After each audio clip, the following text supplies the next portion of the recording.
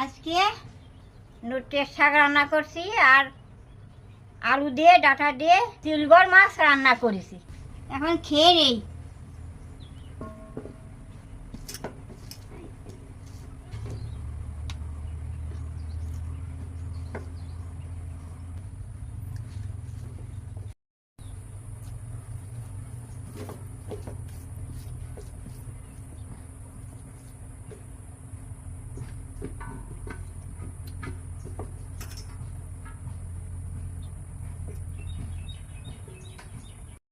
নোটের শাকটা ভালো হয়েছে, তরকারিও খুব সুন্দর হয়েছে।